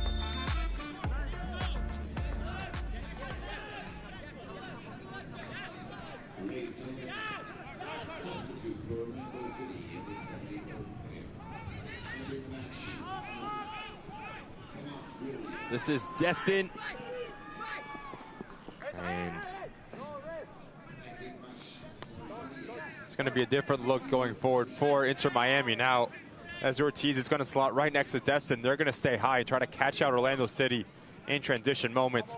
So the 2 center backs, as Williams just came in for Salim, Williams and Kiminaguchi need to have a very good relationship in terms of, as one steps, the other one needs to provide that coverage in beyond.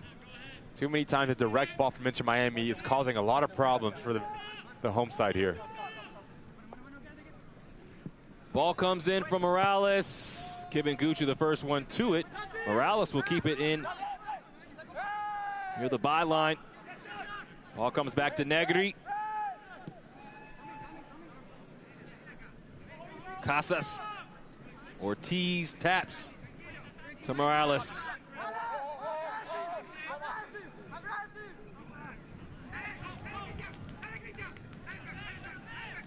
Ladies and gentlemen, substitution for Inter Miami will be Southern Christian Ortiz. And the foul will go on Ortiz.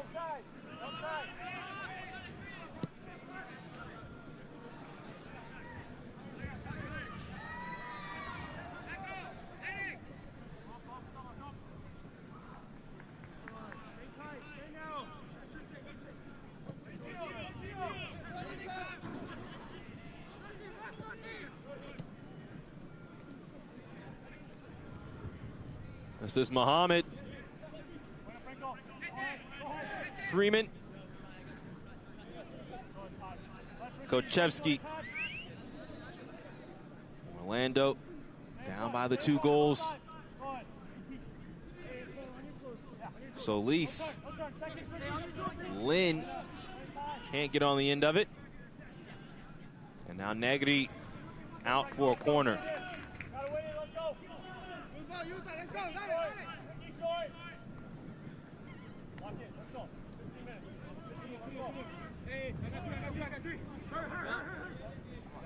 This is Yutaro Sukata.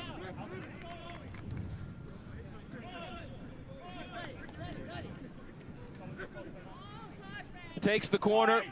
Big ball over everyone's head, but finds Kochevsky. Watch out here. Ortiz forward to Morales. Back to the substitute Ortiz. Destin, Morales.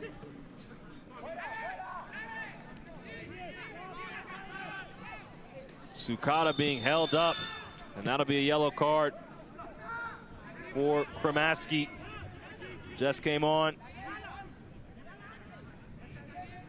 Professional foul from Kremaski. Knows exactly what he's doing. Sukata hasn't beat. Transition moment. We talk about the pathway, what MLS Next Pro is all about. He starts at MLS Next, goes through the second team, now is playing alongside a guy named Lionel Messi. Living proof of what the pathway that MLS is trying to implement here. Fantastic story. He's grabbed that opportunity with both hands and he's taking it. Talk about the pathway all the way up to the national team. And there, you hear so many things about these players, especially at the youth level that play for the youth national team, but to be able to put on the stars and stripes for the national team at the first team level, a fantastic story. And we had Charles Alchek on earlier talking about this league being the league of opportunity. So much that we're going to see as this league in MLS Next Pro continues to grow.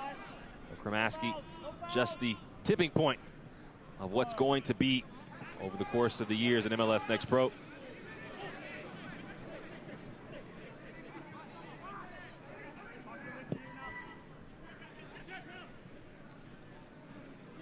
Freeman has this ball down and controls. Taps to Kochevsky. Well, once again, James, you just look at the box for Orlando City. It's only 2 players, whether it is Jacqueline or Sukata. You need to get more numbers, whether it's a trailing midfielder advancing higher. It's so easy for the 2 center backs from Inter Miami just to pass players off, pull players back. When you have a little bit more movement, more numbers, that's when the confusion starts to set in. That's something that I fear Manuel Goldberg for the remaining 13+ minutes in this one.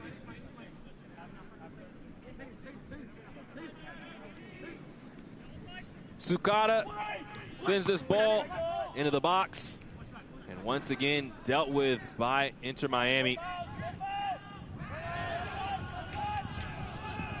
Throw-in coming for Inter Miami, much to the chagrin of the entire bench for Orlando.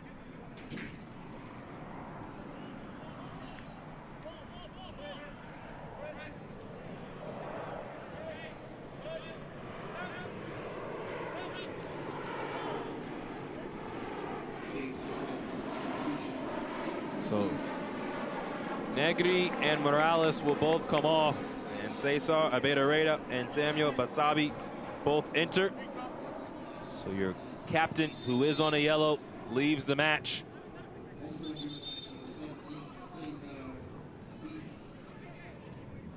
And Franco Negri, who showed great ability coming forward at times, will come out for Miami as well. Goals scored by Alejandro Flores de la Paz and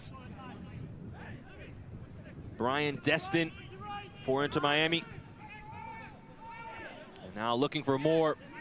Sesak makes a long run, taps out to Ortiz. Now to Kremaski.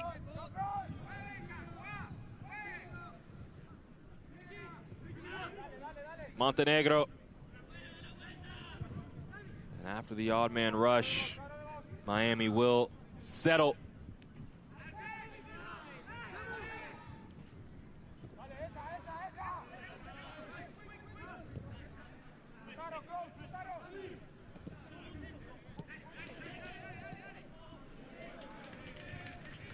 Just a little heavy on the ball into Ortiz Sesak. Really good opportunity for Inter Miami to put this thing to bed. There's too much weight. Sends his teammate towards the corner flag.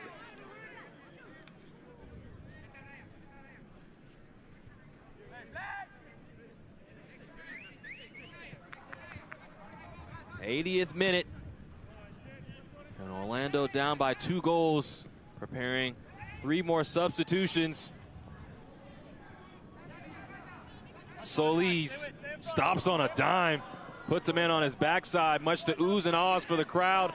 Freeman just tries to tap it forward to Muhammad, but he is blocked off.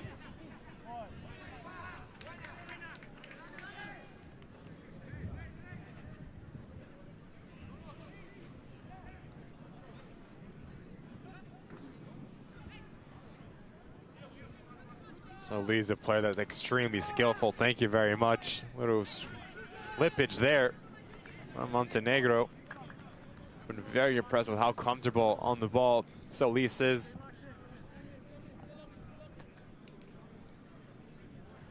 So substitutions coming on. Sukata and Coca all will come off. And you see Diego Pareja as well as Fabian Loyola enter the match. Ladies and gentlemen, substitutions in the 81st minute for Orlando City. Entering the match, number 48, Diego Herrera.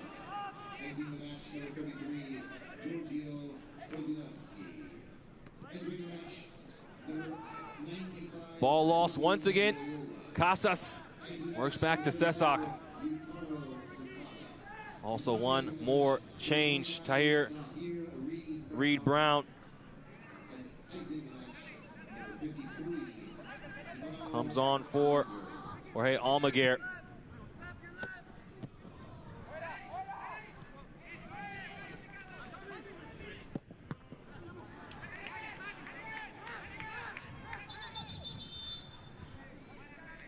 And now behind the play, it looks like this is Kibinguchi.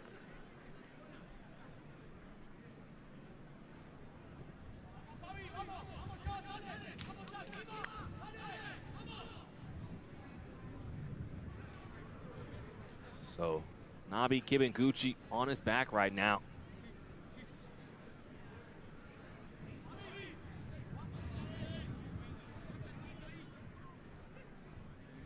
Here is what happened on that last play.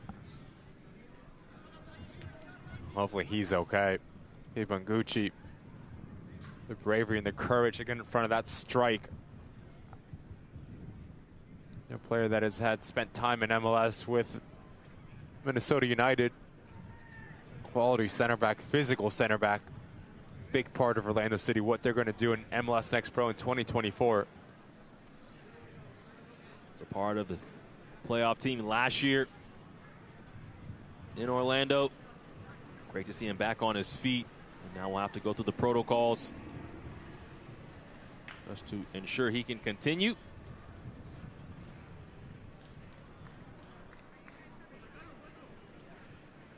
So he will have to come off for a moment.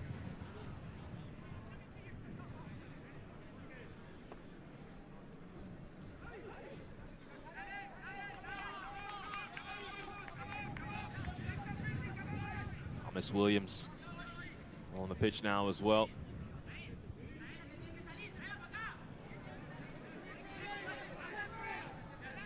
Kibinguchi quickly back on the pitch.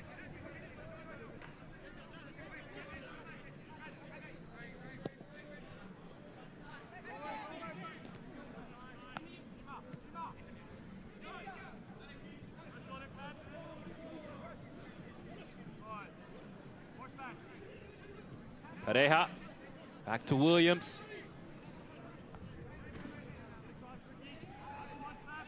This is Muhammad. Stays Season on the touchline. Giving Gucci's first touch since coming back on. Pareja.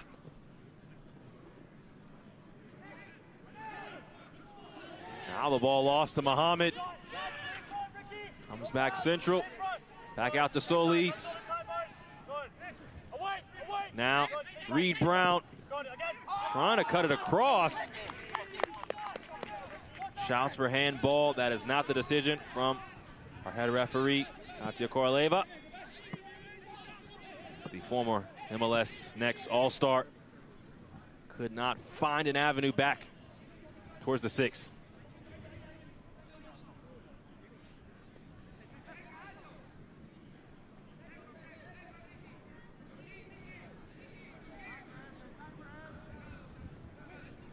The one thing that we needed to see from Inter Miami as they tried to take the necessary steps in MLS Next Pro this season was, can they defend? We knew they could score.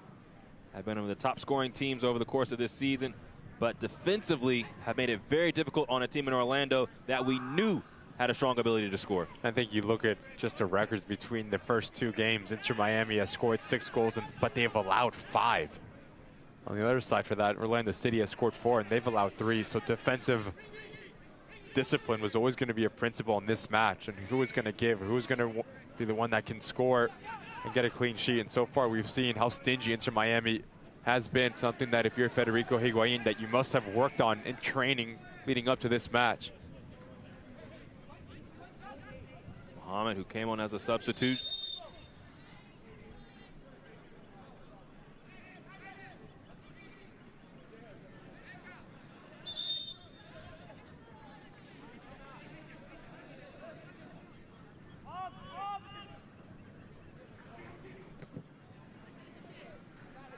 This portion of the match is brought to you by your local Ford dealers.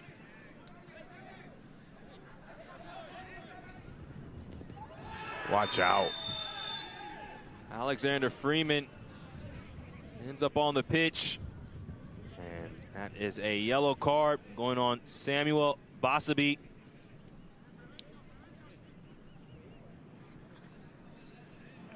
Just mistimes the challenge. Basabi comes in very late. Alex Freeman's quicker to get on the ball. You could hear it. The contact. Now it's a really good opportunity for Orlando City. Almaguer stands over it. You're aiming for right between that 6-yard box and penalty mark, just to test Jansen and cause chaos between him and the Inter Miami back line. So many times Orlando City has not had the ability to break that first line of defense. You need to get this ball up and over. Almaguer, ball is free, and Jansen will fall on it for Inter Miami.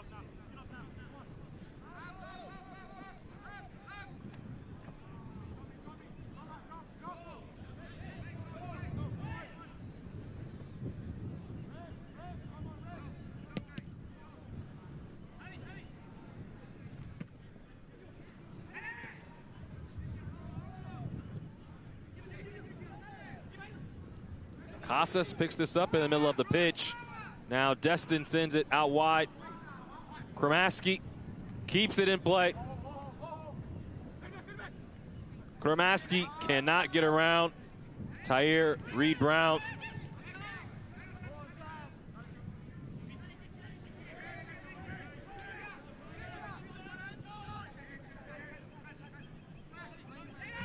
Pareja. Now Reed Brown.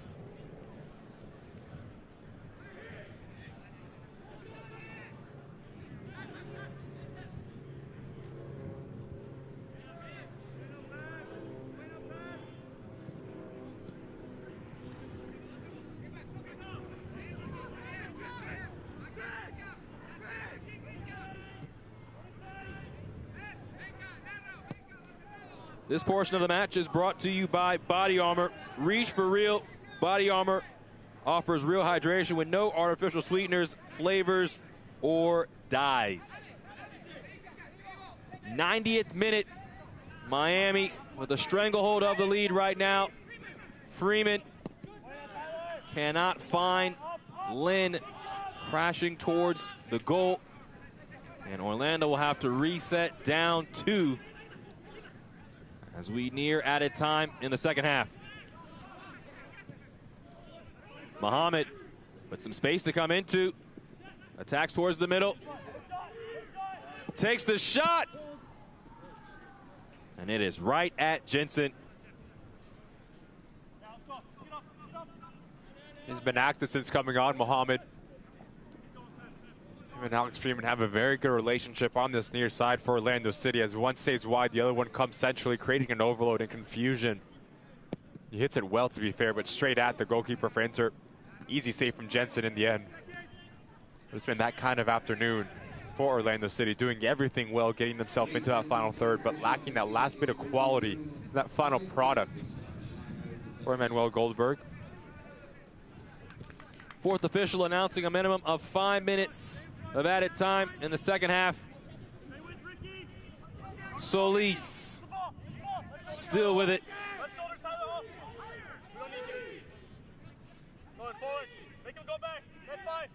Solis working on 2 defenders. And a foul in the end. Just no need if you're Kremaski here. Solis is facing towards the corner flag, away from your goal. You just want to move your feet. You have help as well. Just a bit overzealous.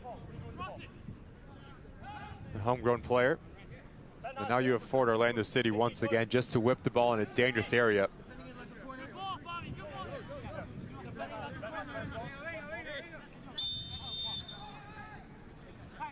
Will we have any late drama at IMG? Outswinging ball comes all the way to Muhammad. And the cross is blocked.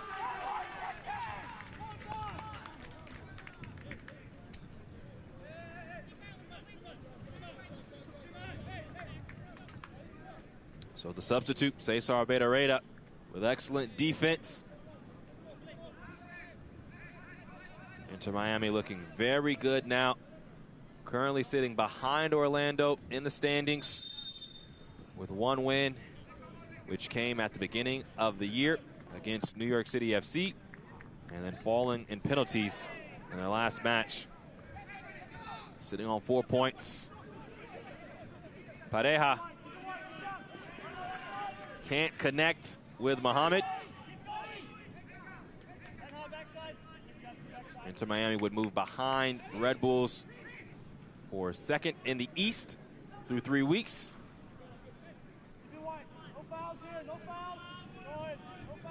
Loyola.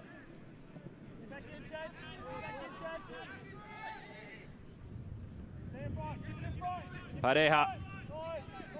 Muhammad. Ball comes in. Lynn cannot get on the end of it once again. I do think he's cramping at the end, Jack Lynn. But if he goes with his head, gives him more of an opportunity to get clean contact on the ball. Loyola, a nice spin, still with it, takes contact, and a point to the spot. And check that, just outside. So close. Just inches away from being a penalty. Really good move from Loyola. Watch his body position, puts himself between him and Destin. There is contact to be had if you're Destin. Loyola goes down very softly. He's looking for the foul and makes the most of it. You need to be a bit smarter if you're the attacking player, dropping down. No need to be that overzealous to put your foot in it. About 19 yards out. Orlando City have a really good opportunity to draw their first goal here. When it's this close, sometimes players elect to go hard to the goalkeeper side or underneath the wall. Jacqueline gets through the line, but then ends up being dealt with by Miami. He likes to try to sneak it into the goalkeeper side. Just hasn't been sharp enough in around that 18-yard box. Jacqueline here today. The opportunities have been there, that's for sure. And if you're Inter Miami, you can't be giving these silly fouls, slowing the game down, giving Orlando City watch out here. And now a great chance to completely shut the door. This is Brian Destin. Destin. And just a long recovery run from Kibinguchi. Playing with a lot of pride there, not giving up. Really good recovery run from both Orlando City defenders. Just not enough weight on the ball from Destin. Give credit to Williams. He holds him up just enough to give help to Kibinguchi just to put it out for a corner kick. Good two-man defending from the two center backs.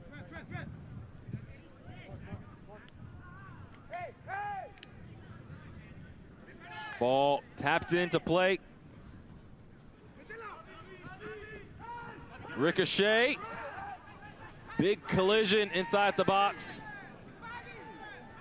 Loyola continues for Orlando. Destin is still down behind the plate.